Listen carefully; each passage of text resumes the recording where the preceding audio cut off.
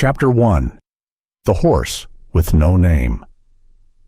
It came in the late afternoon, when the sky over the prairie had grown dim, like a faded canvas forgotten in the sun.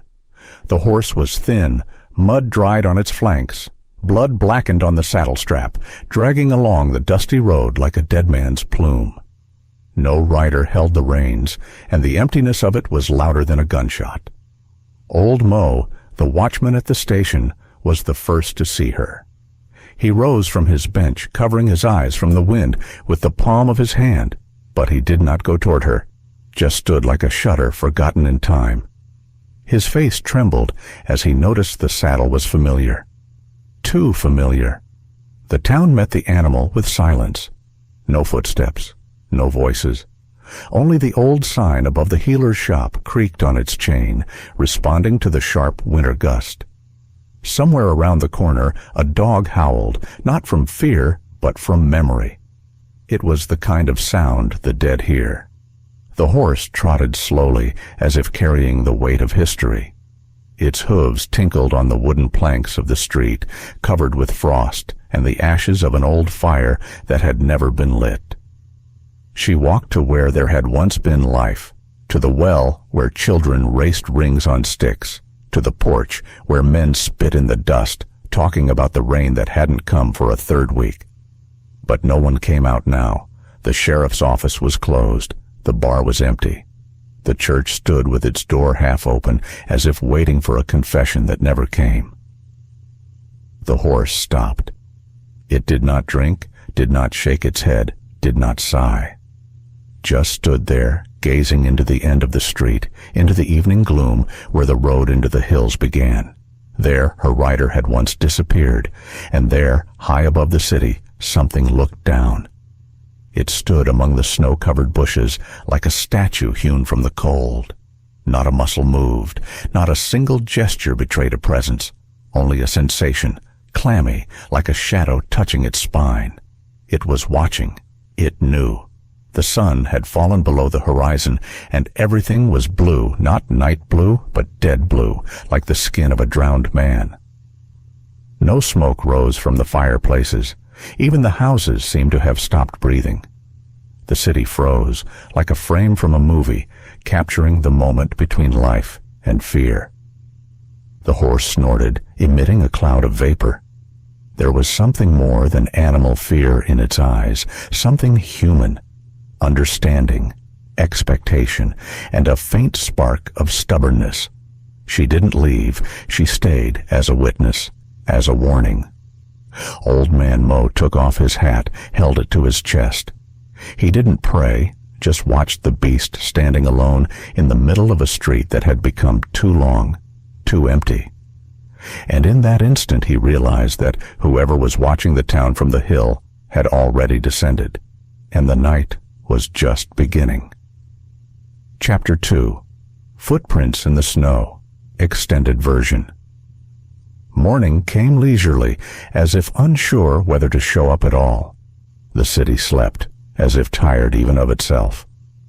Through the frosty glass covered with frost patterns, the world outside the windows seemed distant, almost fake. The white veil lay flat, like a burial blanket. Even the horses in the paddocks did not roar, as if they knew that the silence would not be broken today. Old Mo, the caretaker of the old railroad station, habitually wiped the glass at his window with his handkerchief and stared out at the street. What he saw made him stop. A horse, the same one, still the same, saddle still empty.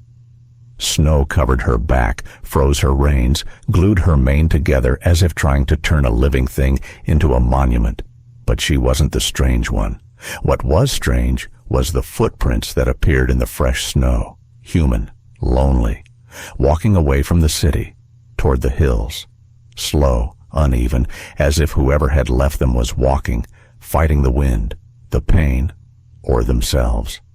The left foot left a deeper imprint, the right foot almost dragging, a limp, and blood. On one of the footprints, a dark stain blurred under the snow, like an ink blob on a letter they didn't want to read. Mo put on his old overcoat, grabbed his cane, and without a word went out into the street.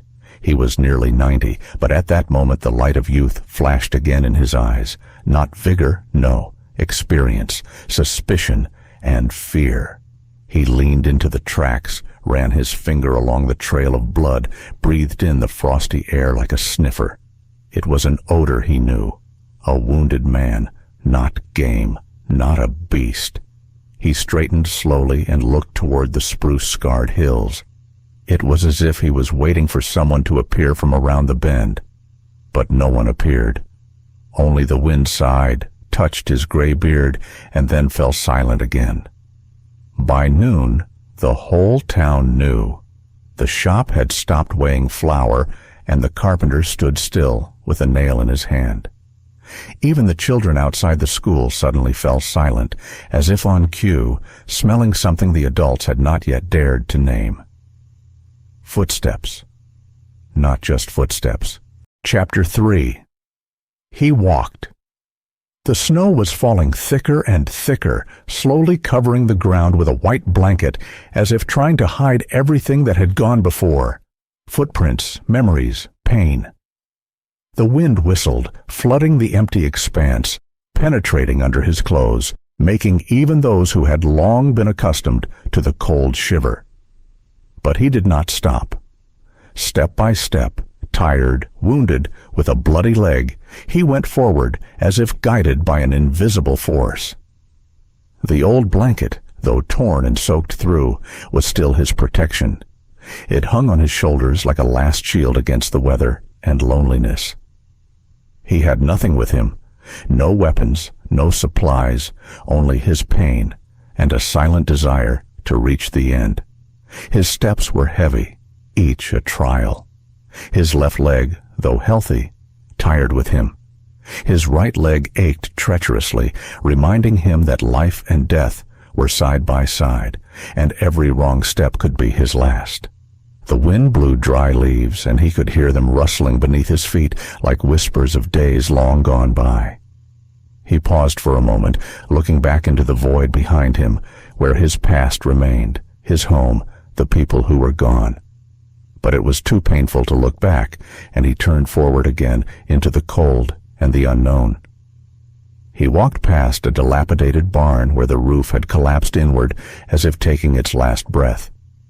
Next to the barn hung a child's swing, covered in frost and creaking in the wind. They swung slowly as if someone had just stood up, leaving a cold, empty space. His gaze lingered on them. He could remember how laughter had once sounded in these places, light, clear as a bell. But now there was only silence and cold. Kneeling down, he touched the snow, cold and homeless. His fingers could barely feel the ground beneath the thin layer of ice. His heart clenched with longing. Everything that had once been dear and alive now seemed dead or forgotten. He raised his eyes to the gray sky, where clouds merged with the horizon, hiding his path from him. But even in that void there was light. In the distance, beyond the dense spruce forest, a thin trickle of smoke rose into the air, a sign of life, a sign of hope. Someone was there, living, breathing, waiting. It was his magnet, his goal. He stood up, feeling the cold creeping into his bones, but with each breath grew the desire to keep going. Step by step he moved toward the smoke, toward what could be the beginning of something new. Chapter 4. Home and Shadows of the Past. The evening sun was already slipping toward the horizon, coloring the sky in warm shades of amber and purple. Long shadows stretched across the ground as if to remind him that every day that passed left its mark, sometimes heavy, sometimes painful, but invariably real. He approached the house, which looked tired and abandoned. The dilapidated walls creaked in the wind. The windows were dusty, and the porch was covered with a thin layer of fall leaves. The house seemed to breathe of the past, memories of the days when laughter could be heard here and life boomed in every corner. Silence surrounded him like a thick veil. But for him, the silence was not emptiness. In it, he could hear the echo of his own thoughts scattered like dust on the old shelves. The wind blew through the cracks, playing with the curtains, which had long since ceased to be snow-white. He stepped cautiously across the threshold. The floor creaked beneath his feet, reminding him that the house had a life of its own, forgotten but not abandoned. The air was cold and heavy, soaked with the smell of oblivion and dust. In the far corner of the room stood an old table on which yellowed photographs and letters lay. He knelt down, gently picked up one of the photos, the face of a woman with sad eyes looking up at him from the past, and next to it, a little girl with a gentle smile that had been all but forgotten by time. Those faces were part of his life, part of his history that he had never been able to let go of. Deep inside, something was tearing at him, the pain of loss, the memories that wouldn't let go, and the longing for what had been and what would never come back. He wrapped his arms around himself, as if trying to hold on to the scattered shards of his soul. Outside, the wind was picking up, howling through the trees and scattered dry leaves. The house shook under its pressure, as if resisting the future he was so afraid to face. But in that moment, as the shadows of the past surrounded him on all sides, he felt something new, faint, barely perceptible, like a flutter in his heart. A hope, hidden and fragile, like a spring sprout breaking through the winter ice. He stood up, looked out the window at the departing sun, which was slowly disappearing over the horizon, promising a new day. Slowly and determinedly, he walked out of the house, leaving shadows behind him, but not the past, something that would stay with him forever. Step by step, he moved forward into the unknown, where every dusty road could be the beginning of a new story, where loneliness and loss could turn into strength and life. Chapter 5. Winds of Change. Night fell upon the land, cold and deep, like an endless abyss. The stars twinkled high above, barely breaking through the light haze that hung in the air. The wind whistled between the bare branches of the trees, throwing dry leaves onto the dusty road on which he was slowly weaving his way, as if he had lost everything he had ever had.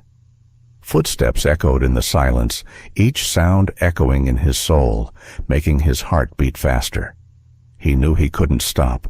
There were too many ghosts of the past ahead that demanded answers. The cold seeped beneath his clothes, stiffening his body, but there was a fire in his chest that would not let him give up. Suddenly there was a sharp crunch from the darkness, as if someone was following him. He turned around, but saw only the dark silhouettes of trees swaying in the wind. Suddenly the wind picked up, making the clouds rush across the sky, and with each gust, it seemed as if the night itself was trying to speak to him, to squeeze every last drop out of him. Far in the distance a light appeared, the glimmer of a lonely house on a hill. It was the only sign of life in this void. His steps quickened, but inside grew a worry. What if the house brought no salvation? What if only new pain awaited him behind these walls? He stopped, feeling the cold creep into his bones, and closed his eyes. Memories came flooding back with the force of a hurricane. The faces he'd lost, the promises he'd failed to keep, the words that had gone unspoken.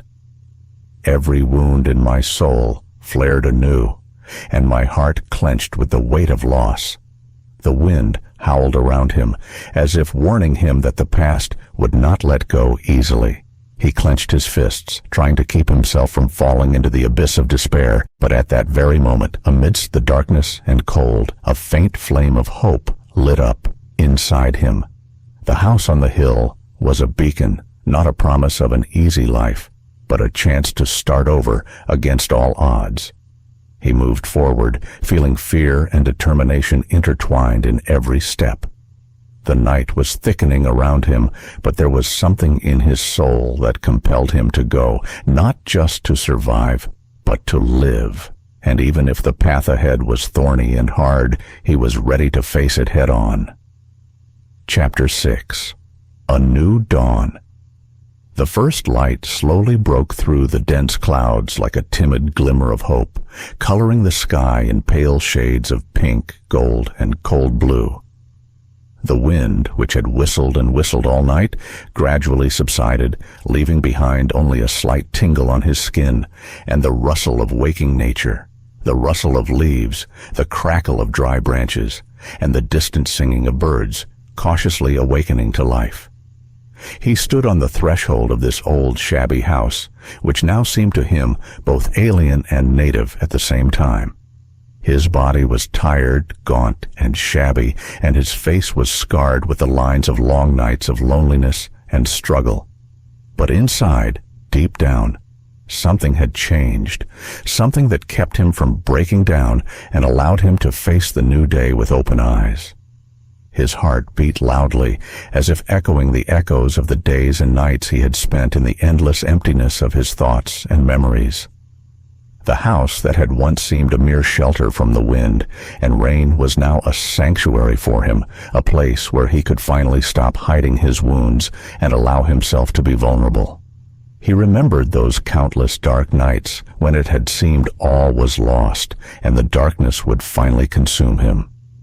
But he had persevered, and now he realized that it was those trials that had made him stronger, hardened his spirit like steel in a fire. Inside the house, the air was saturated with the odors of old wood, dust, tart bitterness, and, at the same time, something warm and alive, the scent of hope that could not be put into words. He stepped slowly inside, his footsteps echoing in the empty rooms, as if the house itself was listening intently to him, watching, taking in the new life. The window in the room overlooked the waking world. The soft light of the morning penetrated inside, caressing the walls, coloring every corner with warm hues. He took a seat in the old chair by the fireplace, feeling the fatigue piling up with renewed vigor. But this fatigue was different now. It was not the weight of defeat and hopelessness, but a quiet, deep recognition of victory. Victory over himself, over fears and pain. Outside the window, the world was changing. Even the wind, which had seemed cold and merciless before, now seemed to bring change, renewal. He closed his eyes, and for the first time in a long time allowed himself to smile, a quiet, timid, but real smile. In that smile was gratitude that he had survived, that he had been able to walk through the darkness and into the light. His story had been filled with loss, loneliness, and deep pain. But now it was becoming something else, a story of survival, of hope, of rebirth, and the strength of the human spirit.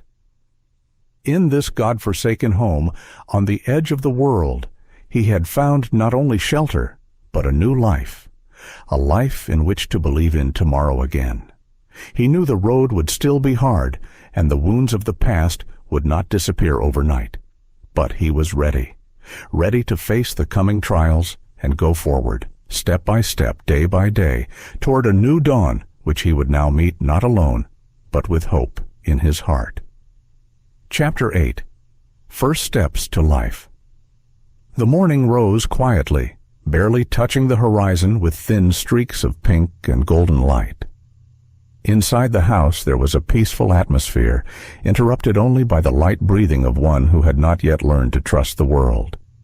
She was lying on a narrow cot, eyes closed, but with each inhalation and exhalation it was as if she were beginning to reopen the door to her broken soul. He stood at the window, watching the slow awakening of the day, and a cautious hope flared in his heart. His legs, once strong and confident, now shifted with the weight of memories. Each step was a reminder of loss, of what had been and what could never be regained. But there she was beside him, like a silent sign that even after the deepest darkness there is always light. The day stretched slowly. He built a fire in the old stove, prepared food from the meager supplies, every gesture filled with care, though without words. She watched him, silently, reservedly, as if afraid to disturb the fragile peace that was just beginning to build between them. Her eyes, when they met, reflected the bitterness of the past, but also glimpses of the living spark that was slowly igniting inside. Outside, the wind played with the dry grass and dusty sand, whispering its forgotten stories. The old house seemed like an island of hope in the midst of abandoned fields, where even nature seemed to be trying to survive against all odds. At that moment, both of them realized they were not just to exist, but to live, to find meaning in each day, to learn to trust and accept. Her silence remained a mystery, like an old book with torn pages, but his eyes reflected his determination to unravel her mysteries, taking his time, respecting her pain and fears. It was more than salvation. It was the beginning of their new life, where even the most broken souls could find a foothold in each other. Evening was descending softly, wrapping the land in orange and purple shadows. He stepped out onto the porch, looking into the distant distance where the sun was slowly disappearing behind the line of hills. The wind quietly whispered words that didn't need to be said out loud, words about hope, forgiveness, and the possibility of starting over. In that moment, two lonely hearts that had endured more than they could bear began the slow dance of recovery, step by step moving closer to the light that promised a new dawn. Chapter 9. Shadows of the Past. The days passed, and the silence in the house became unbearable, not from the lack of sounds, but from the accumulated thoughts that neither of them dared to say out loud. She walked around the house like a ghost, her movements smooth and cautious, as if she was afraid she might destroy the delicate, fragile world that had just begun to take shape. Her eyes still hid the stories she didn't want to tell, and he, with each passing day, felt the weight of her silence pressing harder on him. On the streets of the town, people looked askew at the strange couple, a man with a deep sadness in his eyes and a girl who seemed to have grown out of the winds and dust. No one knew who she was, where she came from, or what she was hiding behind her silence. Rumors spread quickly. Some said she was a fugitive from a cruel past. Others said she carried a secret that could change everything. In the evening, when the fire in the stove crackled and seemed to be the only living thing in the house, he would go out on the porch, look up at the stars, and think about how each of their pasts was a shadow that haunted but didn't necessarily determine the future. He realized that to save her, he had to not only take care of the body, but also penetrate the darkness where her fears and pain hid. In that silence, between sighs and glances, they both began to realize that recovery was not a straight road, but a labyrinth where every step could be a mistake. But it was those mistakes that taught them to trust and love anew. And while the blizzard raged outside one day, as the wind began to pick up and drive sand into the cracks between the floorboards, the girl went to the window and for the first time in a long time, held her gaze on the horizon. You could see her lips trembling slightly, and a spark flashed in her eyes, like a call, maybe to life, or maybe to something greater that they together had yet to name. In that silence between sighs and glances, they both began to realize that recovery was not a straight road, but a labyrinth where every step could be a mistake. But it was those mistakes that taught them to trust and love anew. And while the blizzard raged outside the windows, a quiet hope grew in their small house, like a seed ready to sprout even in the most impenetrable soil. Chapter 10. Meeting the Past. The past rarely leaves the door open. More often it comes quietly, like a ghost, and bursts in at the most unexpected moments. That afternoon, as the snow continued to fall slowly outside the windows, a stranger appeared along the dusty road. His figure was shrouded in a heavy cloak, and his face was hidden in the shadow of a wide-brimmed hat. He walked slowly, each step echoing in the emptiness around him. The house where they had taken shelter seemed an island in this cold and merciless world, but to the stranger it was a familiar place. His gaze stopped at the window, behind which glowed a warm flame, a symbol of the life he thought he had long since lost. He entered uninvited, silent and cold, and the weight of unspoken words hung in the air at once. Their gazes met, man, girl, and stranger, and in those gazes lurked years of pain, loss, and unforgiven mistakes. Their silence spoke more than any words, telling of how the past does not let go easily. Shadows of the past began to fill the room, reminding them that each of them carried their own cross. But at the same time, there was opportunity in this clash, an opportunity to leave behind the pain and begin to build something new, if only the strength to forgive and believe was enough. As the evening sun broke through the frosty sky, their fates intertwined, making them wonder how far one can go to find oneself and how deep one must look into the darkness to see the light. Chapter 11. The Thin Line of Trust. Time passed, but there was still an invisible wall between them. Thin, almost transparent, but as strong as the ice under their feet on the coldest winter day. Their every look, their every movement carried the hidden question, "Can I trust you?" This house, which had once seemed a refuge from the cruel world, had at times become an arena of inner battles, where every little thing became an occasion for doubt and anxiety. He saw how she avoided looking him in the eye, how her hands trembled faintly when she tried to help with chores, as if she were afraid of making a mistake and bringing a new storm upon their fragile world. The wind sliding through the bare branches of the old trees outside the window seemed to echo their hesitation and fear. It whispered quietly about the anxieties buried deep in their hearts, the wounds that could not be healed in a day. But sometimes the silence spoke louder than words. A glance, a barely perceptible touch on his shoulder, the barely audible melody of an old guitar playing in the silence. All this built an invisible bridge between two broken souls who were still afraid to admit their pain to each other. One evening, as the evening sun was slowly sinking below the horizon, coloring the sky a scarlet golden hue, she allowed herself to linger on the porch longer than usual for the first time. Something new flashed in her eyes, not fear or despair, but a faint but sincere glimmer of hope, like a small light in a dark cave. He sat next to her, silently, not trying to speak, just sharing this moment with her, when two lonelinesses meet and try to become something more. There was more to that silence than words.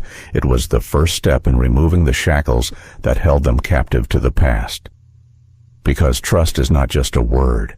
It's a thin thread that must be woven carefully, protected from the gusts of wind, and not torn, even when it seems there's no hope anymore. They both knew it would be a long journey, and there would be many trials ahead. But that evening, amid the cold shadows of winter, they took their first step toward each other, a step that could change their destinies forever. The nights grew longer, and the cold penetrated deeper into the house, as if to remind them that the past does not let go so easily. Every crackle of wood in the stove, every rustle outside the window, seemed like echoes of long-forgotten fears that lurked in the darkness. He woke in the middle of the night, hearing the moaning of the wind and his own thoughts, heavy and implacable. More and more often she sat at the window, staring out into the void, as if trying to catch something that had long since slipped away. In her silence lurked a story he was afraid to unravel. There were moments when her eyes filled with such pain that he could barely look. The shadows of the past seemed alive. They enveloped her, held her in chains, preventing her from breaking free. Sometimes it felt like she was on the verge of breaking and revealing her secret, but she held back as if it were the last shield protecting her from more wounds. He watched her struggle with herself and realized that it wasn't just her body that needed his help, but her soul as well.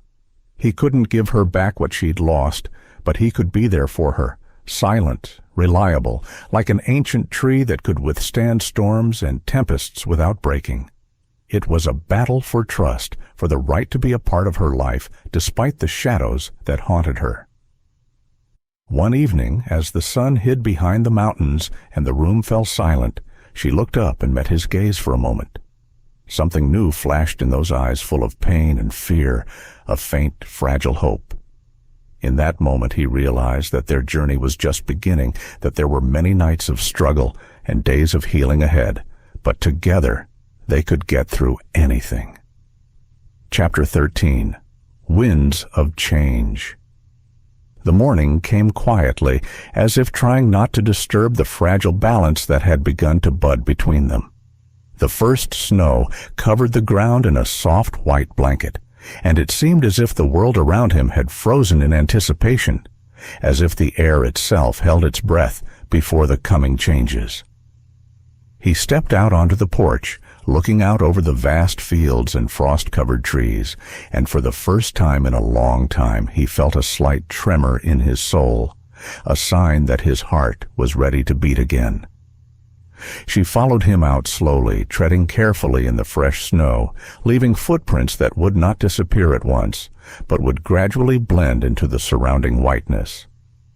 Her eyes were full of caution and curiosity at the same time, as if she was trying to figure out whether to trust this new day, this new life that the world was offering him. The wind gently touched her face, playing with the loose strands of her hair, as if inviting her to freedom and renewal. They walked side by side, taking their time, sharing a silence that no longer seemed heavy, but on the contrary, light and full of meaning. Each step they took cast long shadows on the snow, symbolizing the traces of the past that had not yet been erased, but could no longer hold them captive. There was both fear and hope in that delicate balance. Fear of the unknown, and hope that together they could build something new, something real. The evening light colored the sky in soft shades of pink and lilac as they reached the top of the hill that overlooked their little world, the house, the fields, the distant mountains. Here, amidst the winter silence and the cold wind, time seemed to stop. And in that moment he felt that the wind of change was indeed blowing, bringing with it a chance for healing and a new life. Chapter 14. Shadows of Bailin. The snow continued to fall quietly, gently covering the ground and slowing the passage of time. Inside the house, silence reigned, broken only by the crackling of wood in the stove and occasional sighs. She sat at the window, leaning her forehead against the cold glass, her eyes reflecting the depth of her inner struggle between a past she could not forget and a future that still seemed alien to her. He watched her from a distance, trying not to disturb her peace, but her every movement spoke of pain hidden too deeply. A mixture of pity and determination flared in his soul, to help her, not to break her, but to support her. He realized that for her, even simple trust was a step across the abyss. Outside, the wind had picked up, piercing the evening darkness, and the windows of the house reflected the flickering light, as a symbol of their struggle with the shadows of the past.